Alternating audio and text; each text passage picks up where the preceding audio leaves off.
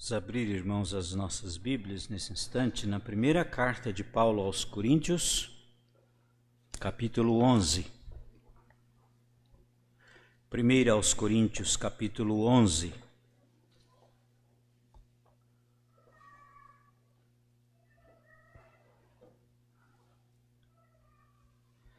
Aproveitando o ensejo da celebração da ceia, eu queria pensar mais uma vez com os irmãos a respeito dessa celebração tão importante para a vida da igreja, celebração da Santa Ceia. Capítulo 11, 1 aos Coríntios, verso 23, diz assim: Porque eu recebi do Senhor o que também vos entreguei, que o Senhor Jesus, na noite em que foi traído, tomou o pão e, tendo dado graças, o partiu e disse: Isto é o meu corpo que é dado por vós, fazei isto em memória de mim. Por semelhante modo, depois de haver ceado, tomou também o cálice, dizendo: Este cálice é a nova aliança no meu sangue. Fazei isso todas as vezes que o beberdes em memória de mim. Porque todas as vezes que comerdes este pão e beberdes o cálice, anunciais a morte do Senhor até que ele venha. Por isso, aquele que comer o pão ou beber o cálice do Senhor indignamente será réu do corpo e do sangue do Senhor. Examine-se, pois, o homem a si mesmo, e assim coma do pão e beba do cálice. Pois quem come e bebe sem discernir o corpo, come e bebe juízo para si. Eis a razão porque há entre vós muitos fracos e doentes, e não poucos que dormem. Porque se nos julgássemos a nós mesmos, não seríamos julgados. Mas quando julgados, somos disciplinados pelo Senhor, para não sermos condenados com o mundo. Assim, pois, irmãos meus, quando vos reunis para comer, esperai uns pelos outros. Se alguém tem fome, coma em casa, a fim de não vos reunirdes para juízo. Quanto às demais coisas, eu as ordenarei quando for ter convosco. Até o final do capítulo. Vamos orar? Querido Deus, nós te agradecemos o privilégio de termos a tua palavra e confessamos, ó Deus, a nossa inteira dependência da tua graça, da iluminação do teu Espírito, para que nós possamos compreender realmente aquilo que o Senhor deseja falar ao nosso coração através da tua palavra. Então agora nós pedimos, ó Deus, unge cada coração aqui, cada mente aqui, cada ouvido aqui, Senhor Deus, que a tua palavra possa encontrar um lugar muito particular e especial nos nossos corações. Derrame sobre nós, quebranta, Pai, o nosso coração na tua presença, diante dessa ordenança tão importante para a tua igreja. Tem misericórdia, Pai, nós esperamos isso e oramos agradecidos no nome de Jesus. Amém. Queridos irmãos, eu creio que a maioria de nós gosta de festas. Participar de momentos alegres, momentos festivos, é sempre muito gostoso, muito agradável. Uma festa santa é uma solene ação de graças que deve ser prestada a Deus em um dia especial por alguma bênção recebida ou por um livramento operado por Deus. Algo realmente especial. Entre os judeus, por exemplo, uma festa muito comemorada nesse sentido era a festa da Páscoa, onde o povo era levado a louvar a Deus, levado a adorar a Deus pelo livramento da escravidão do Egito, onde eles foram confinados por tantos e tantos anos. No Brasil, um exemplo de festa é a celebração do Natal, onde nós comemoramos o nascimento de nosso Senhor Jesus Cristo para nos redimir dos nossos pecados. E nós celebramos essa festa normalmente com muita alegria, com os nossos familiares. Nós tantas vezes presenteamos uns aos outros, lembrando o grande presente que Deus nos deu, que foi o seu próprio Filho para ser sacrificado em nosso lugar. Outro exemplo é a própria celebração da Páscoa, quando nós lembramos de agradecer e de adorar a Deus pela libertação dos nossos pecados operado por Cristo Jesus, que morreu na cruz do Calvário para pagar o preço pelas nossas iniquidades, para pagar o preço pelos nossos pecados. Mas, irmãos, nós nunca podemos nos esquecer que o benefício maior da nossa redenção, o maior benefício que nós recebemos de Deus, na verdade, foi a nossa própria redenção. Bem maior que Deus concedeu ao ser humano foi a sua redenção. E nós precisamos nos lembrar sempre que a celebração da ceia do Senhor foi dada por nosso Redentor como principal memorial da nossa redenção. Esse é um dos objetivos de Cristo. Participar da ceia do Senhor é um momento extremamente festivo, porque nós lembramos os benefícios da nossa redenção. Mas também, irmãos, participar da ceia do Senhor é um momento de profunda reflexão, ou deve ser um momento de profunda reflexão e de profunda reverência, de profundo respeito, lembrando o preço que foi pago pela nossa redenção. E a palavra de Deus nos diz que esse preço não foi ouro e nem foi prata, mas foi o sangue do Cordeiro de Deus que foi derramado por nós, que foi derramado em nosso lugar. É por isso, irmãos, que todo cristão deve considerar a celebração da Santa Ceia como a festa mais alegre que existe, mas ao mesmo tempo mais solene deste mundo. Devemos lembrar também que, assim como a Santa Ceia traz benefícios para aqueles que dela participam dignamente, eles recebem benefícios por isso, mas essa mesma celebração também traz condenação, traz juízo temporal sobre aqueles que a recebem indignamente, e o que é pior, traz condenação eterna para aqueles que não se arrependerem dos seus pecados. Então, como o cristão pode tornar-se apto para ser um legítimo participante da ceia do Senhor? Como um cristão pode tornar-se digno de sentar-se em tão sagrada mesa que representa o sacrifício do próprio Filho de Deus em nosso lugar? Lembre-se de uma coisa: ninguém é por si mesmo digno de participar desse banquete.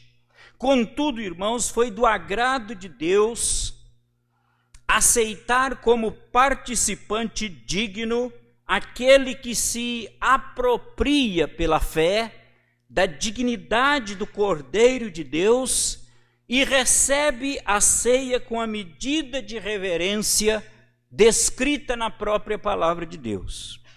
A Bíblia diz que são aqueles que não contaminaram as suas vestiduras e que andarão de branco junto com Cristo, porque são dignos esses.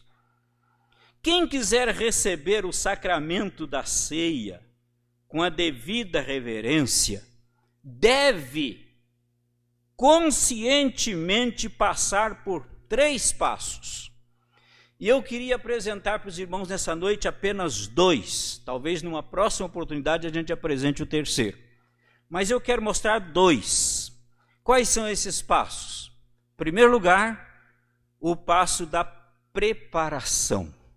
Ninguém pode participar da mesa do Senhor sem se preparar para isso. Examine-se, pois, o homem a si mesmo. Com muita reverência, irmãos, e consciente do meu dever, eu quero dar para os irmãos 5 motivos pelos quais o cristão que pretende ser participante da ceia do Senhor deve necessariamente preparar-se antes da celebração. Aliás, a semana inteira, pelo menos, nós deveríamos estar nos preparando para esse momento. Então, 5 motivos para nos preparar antes. Precisamos nos preparar antes, primeiro, porque é um mandamento de Deus. Se ele ordenou, irmãos, sob pena de morte, que nenhum incircunciso, que ninguém que não tivesse feito preparação pudesse comer do cordeiro pascual, conforme está em Êxodo capítulo 12. Quanto maior preparação se requer daquele que vem receber o memorial do corpo e do sangue de nosso Senhor e Salvador Jesus Cristo, que é infinitamente mais superior do que a comemoração da Páscoa, é infinitamente mais superior do que a celebração da Páscoa. Então devíamos nos preparar antes. Portanto, a participação da ceia exige preparo. Segundo lugar, precisamos nos preparar antes, porque o exemplo de Cristo nos ensina esse dever suficientemente. Nós temos modelo, nós temos exemplo, exemplo digno de ser seguido, modelo digno de ser imitado, que é o próprio Cristo. E de que modo Jesus ensina isso? Jesus ensina isso principalmente, irmãos, lavando os pés dos discípulos antes de permitir que eles se aproximassem da mesa para comerem da ceia. Com esse exemplo, Jesus está nos ensinando que nós precisamos eliminar toda impureza do nosso coração, toda impureza dos nossos lábios, toda impureza dos nossos lábios, dos nossos olhos, toda impureza da nossa mente. Precisamos eliminar toda impureza, tudo que mancha de alguma forma a nossa vida antes de participarmos da ceia. Esse seu exemplo nos ensina que nós precisamos nos encher de humildade, nos encher do mais puro e profundo amor antes de pretendermos participar da Santa Ceia. E a propósito disso, Jesus amou e amou até o seu pior inimigo, aquele que lhe venderia por algumas moedas de prata. E ele disse que também nós devemos fazer o mesmo, devemos seguir o seu modelo, devemos seguir o seu exemplo. Então, para participar da ceia exige preparo antes. Terceiro lugar, precisamos nos preparar antes, porque este é o conselho dado pelo Espírito Santo. O Espírito Santo, através de Paulo, diz assim: examine-se, pois, o homem a si mesmo, e assim coma do pão e beba do cálice. Ora, irmãos, se alguém que está prestes a comer na presença, na companhia de um príncipe terreno, deve preferir meter uma faca na sua própria garganta, antes de cometer qualquer rudeza, como diz Provérbios capítulo 23, versículo 1 e 2, quanto mais devemos nos preparar, devemos preparar-nos espiritualmente para podermos participar desse momento com todo temor e com toda reverência.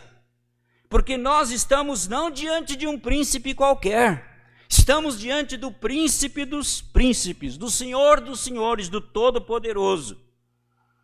Quando está presente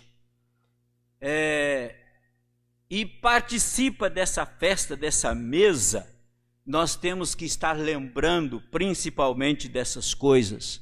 Nós estamos na presença daquele que deu a sua vida por nós, mas que está exaltado acima de todos os céus, como grande Deus, como o Pai da eternidade, como o grande Rei do universo.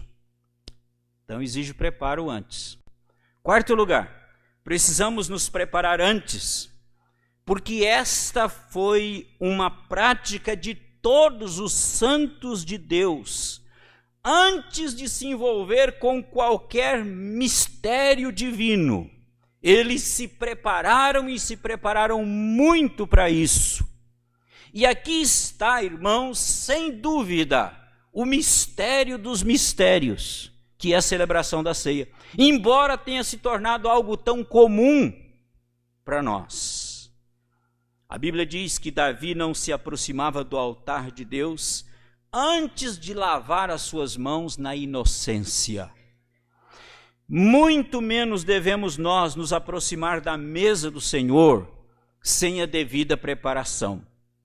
Não devemos comer o pão do Senhor sem primeiro o nosso coração estar realmente purificado, sem primeiro estarmos quebrantados pelo arrependimento por causa dos nossos pecados que ferem o coração de Deus.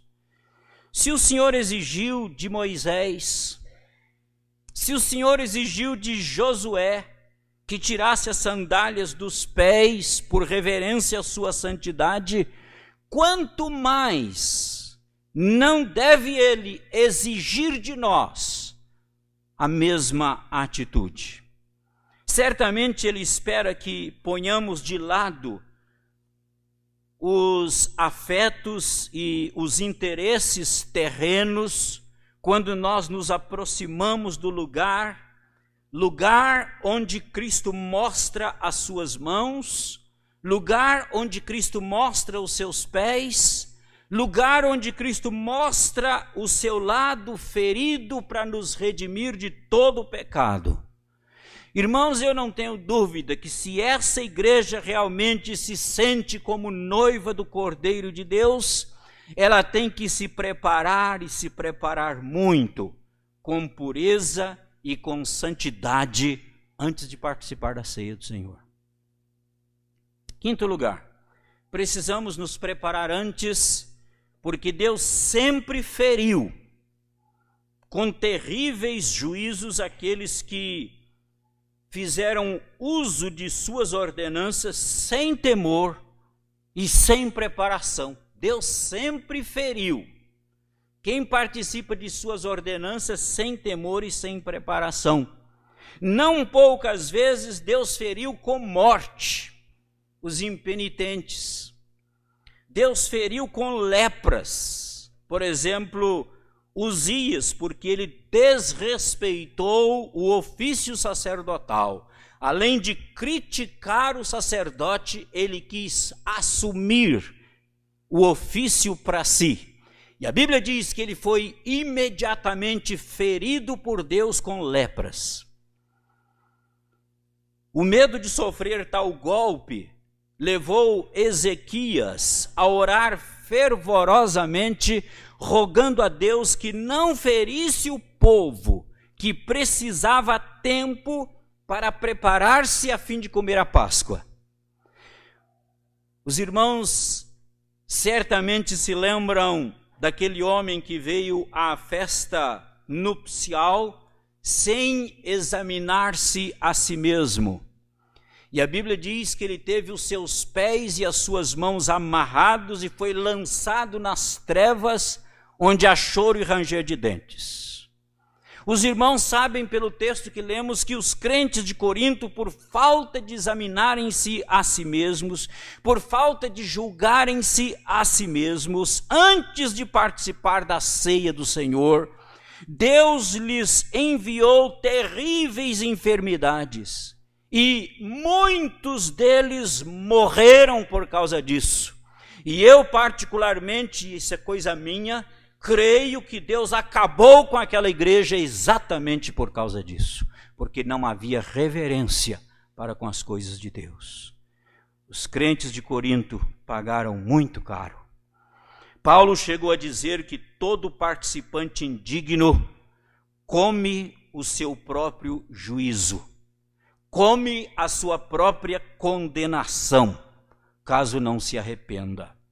Paulo disse mais que eles se tornaram culpados do corpo e do sangue do Senhor Jesus. Você pode imaginar coisa mais terrível do que isso? Ser culpado pelo sangue de Cristo e pelo sacrifício de Cristo por nós. Agora, diante de tudo isso, irmãos, a gente normalmente pensa o seguinte: então o melhor mesmo é não participar da ceia do Senhor, né? Melhor eu pular fora, não participar da mesa do Senhor. Pois deixa eu lhe dizer uma coisa, não é o melhor. Aliás, é o pior expediente que alguém pode tomar. De nenhum modo isso é melhor.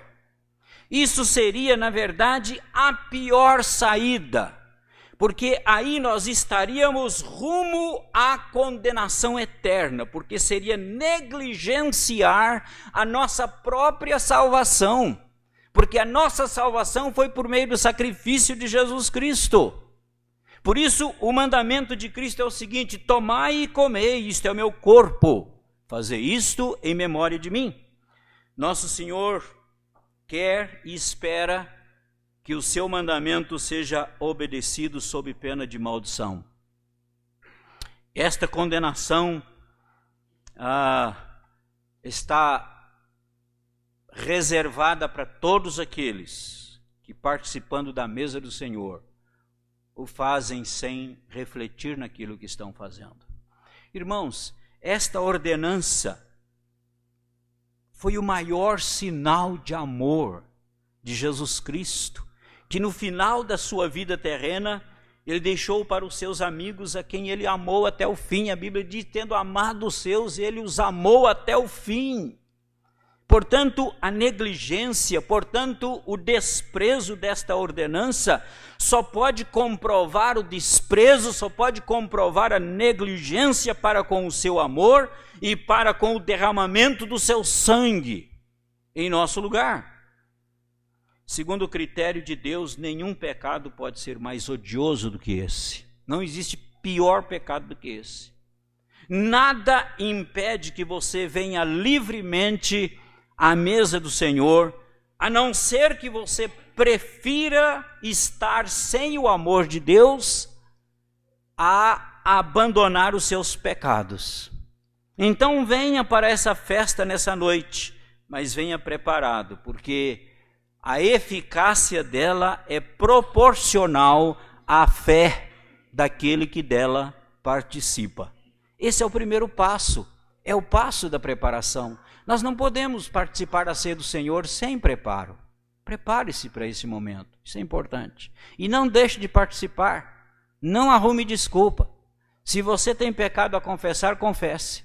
Se você tem pecado a confessar a Deus, confesse para Deus. Se você tem pecado a confessar para alguém, confesse também. Se você tem falado mal de alguém, aproveita hoje, resolva o seu problema, peça perdão, confesse o seu pecado, porque isso está colocando-se entre você e Deus, como diz a palavra de Deus. Primeiro passo, então, é o passo da preparação. Segundo passo, é o passo da consideração, passo do respeito pela dignidade deste sacramento, pela dignidade desta ordenança. É o passo da consideração, é o passo do respeito pela dignidade deste sacramento. E aqui também, irmãos, eu quero apresentar 3 maneiras de considerarmos a dignidade desta ordenança do Senhor Jesus. Em primeiro lugar, a ordenança é digna por causa da majestade do seu autor. Esta ordenança não veio de um santo qualquer. Esta ordenança não veio de um anjo enviado do céu para dar uma ordem para nós. Esta ordenança não veio de um rei qualquer, nem de um príncipe qualquer. O autor foi o próprio Senhor Jesus Cristo, o eterno Filho de Deus, que deu a sua vida por nós. Foi Ele quem ordenou. Obedecê-lo fará toda a diferença. Coube unicamente a Cristo instituir a ordenança da Santa Ceia, porque somente Ele podia prometer e realizar a graça simbolizada nestes elementos que nós vamos participar nessa noite. E nós temos a incumbência, nós temos o dever de ouvir não outra voz, mas a voz de Cristo em sua igreja.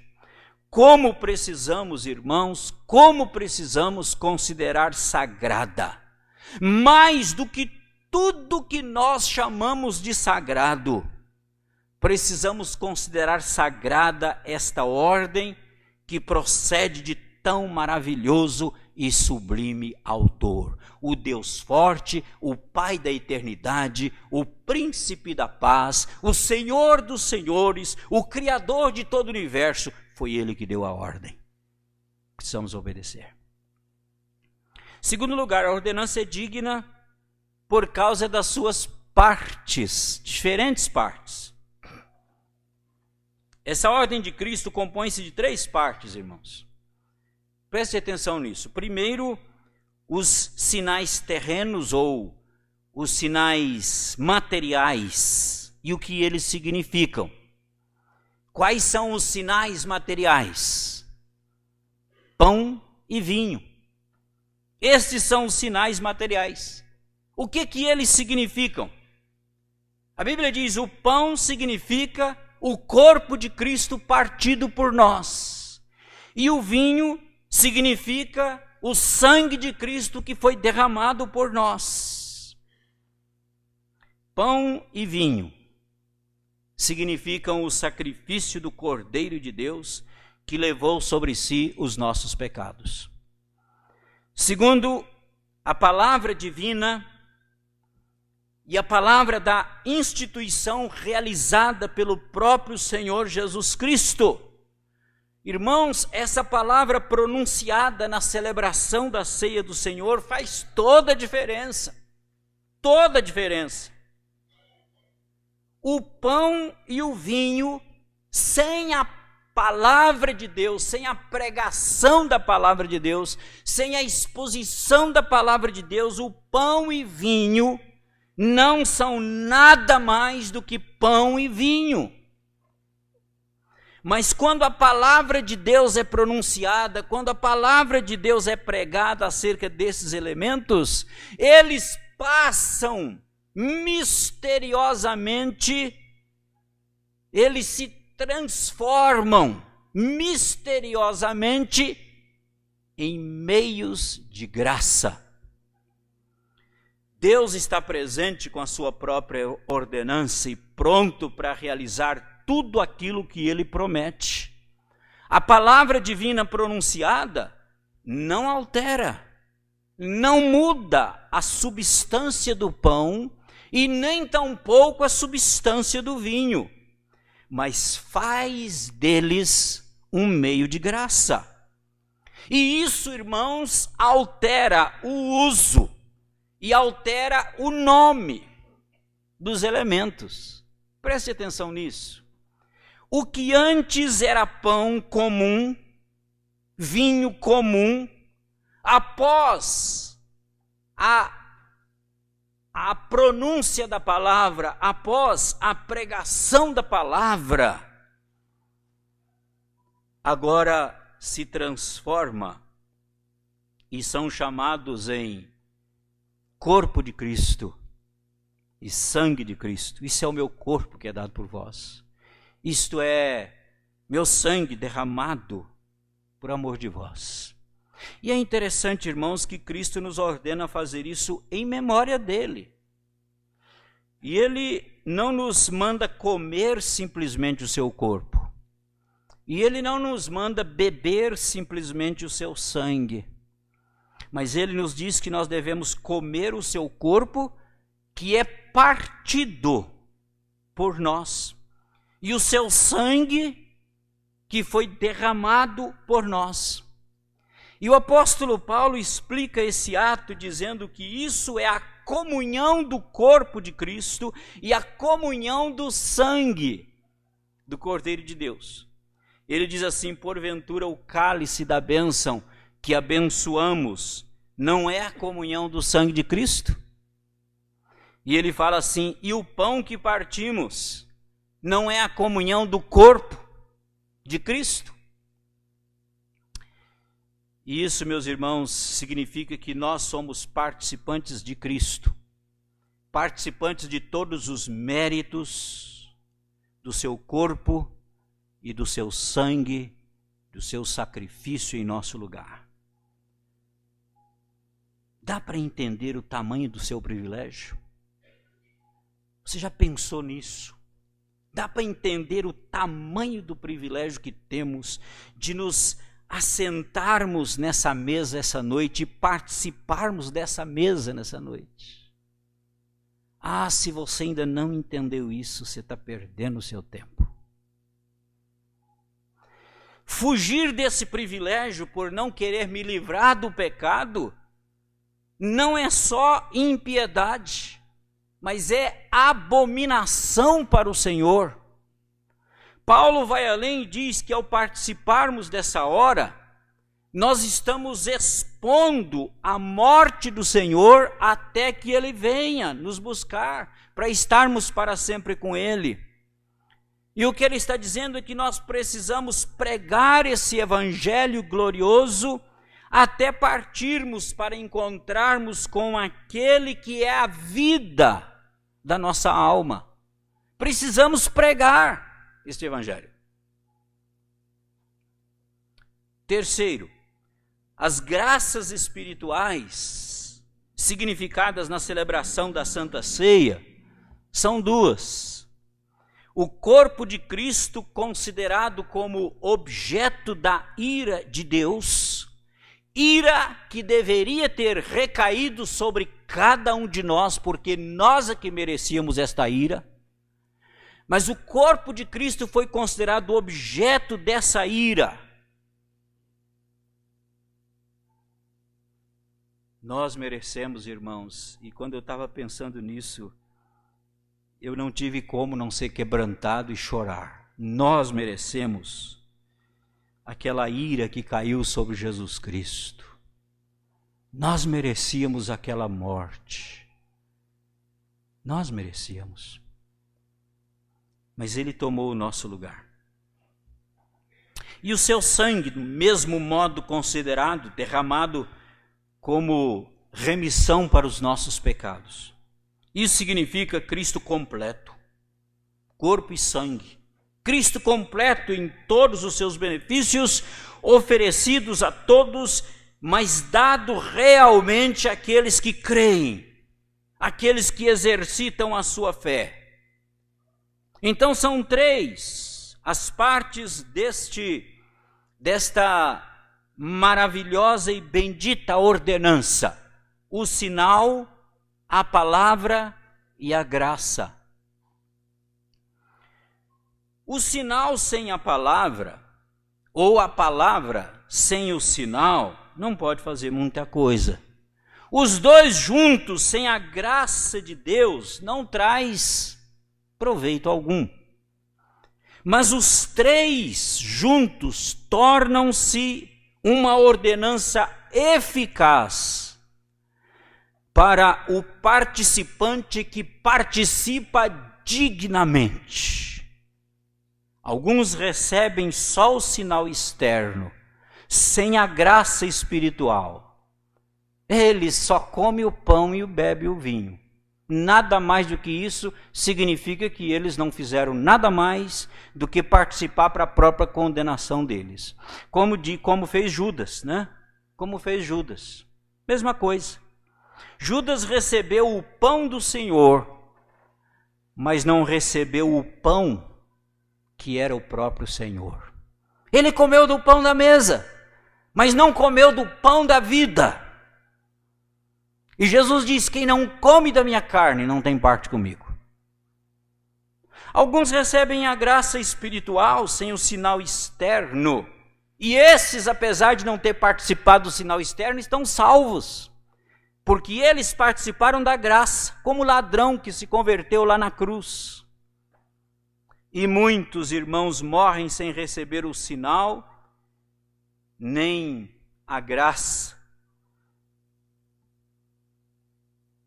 Talvez por algum impedimento, ou talvez porque ninguém teve coragem de pregar para eles o evangelho, ninguém levou para eles a mensagem e eles morrem sem participar nem do sinal e nem da graça.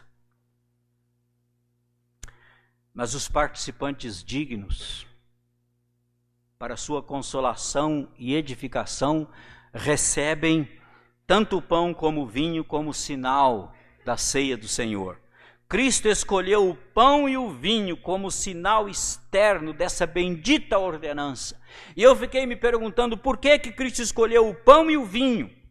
Por que ele não escolheu um outro elemento qualquer, mas escolheu o pão e o vinho? Por quê? Eu creio, irmãos, que em primeiro lugar porque esses elementos podem ser obtidos mais facilmente do que qualquer outro. Você encontra pão e vinho em qualquer lugar. Segundo, para nos ensinar que assim como a vida temporal do homem é nutrida principalmente de pão e vinho, pão e líquido, assim também a nossa alma é sustentada, é vivificada para a vida eterna por aquele que personificou o pão e o vinho, ou o pão e a bebida. Eu sou o pão da vida, disse ele. Como Cristo designou o pão e o vinho, para serem sinais externos dessa ordenança, para nos ensinar algumas coisas, pelo menos duas, creio eu. Primeiro, que assim como a perfeita nutrição do corpo humano depende de comida e bebida, assim também Cristo para a nossa alma com perfeição, Ele nos traz a salvação, mas também a nutrição. Segundo, para que, vendo o vinho à parte do pão, e se você olhar para essa mesa, você vai ver que o pão não está misturado com o vinho, o pão está separado do vinho.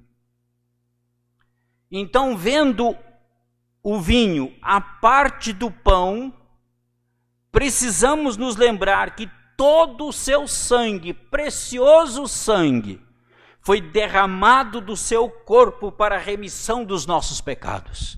Assim como esse pão não tem sangue nenhum, não tem vinho nenhum,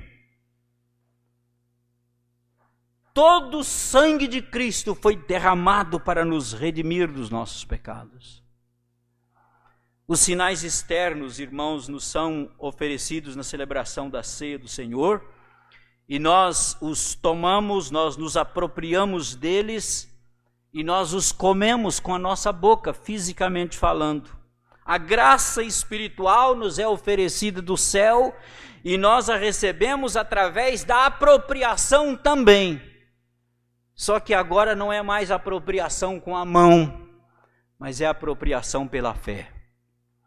Então, irmãos, que ao participarmos da Santa Ceia nessa noite, nós o façamos conscientes de que precisamos nos aproximar desse momento com reverência e com santo temor, porque isso faz parte da nossa preparação, sem a qual podemos estar comendo e bebendo a maldição de Deus para a nossa própria vida. A participação da ceia do Senhor envolve bênção para aqueles que o fazem com dignidade, mas também envolve maldição para aqueles que fazem sem o devido preparo para esse momento. Então, irmãos, ao participarmos da ceia nessa noite, que nós o façamos conscientes de que esta é uma ordem do Senhor Jesus Cristo para todos nós, para a sua igreja. Que nós o façamos lembrando que Cristo fez-se objeto da ira de Deus, que deveria ter recaído sobre as nossas vidas. E por isso ele foi crucificado em nosso lugar, derramando o seu sangue precioso para a remissão dos nossos pecados. Que nos aproximemos da ceia do Senhor nessa noite, com muita alegria no coração, mas também com muita reverência e com santo temor, porque assim deve ser, e se não for assim, nós estaremos correndo um risco extremamente grande.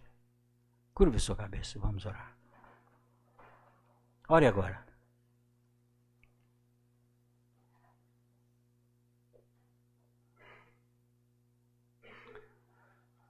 Diga para Deus: Senhor, reconhecemos que o Senhor morreu em nosso lugar. E como sinal visível do teu sacrifício por nós, tu nos destes este memorial. Rogamos, Senhor, perdão, se tantas vezes temos participado da tua mesa sem a devida reverência, sem a devida reflexão. Hoje, Senhor, nós queremos chegar a essa mesa, certos de que infinita foi a dor que Cristo suportou por nós. E isso quebranta o nosso coração. Chegamos a Ti, Senhor, prostrados. E chegamos prostrados porque nós não ousamos levantar a nossa cabeça na Tua presença. Perdoa-nos e prepara-nos para esse momento tão sublime, quebrantando o nosso coração na Tua presença. Em nome de Jesus. Amém.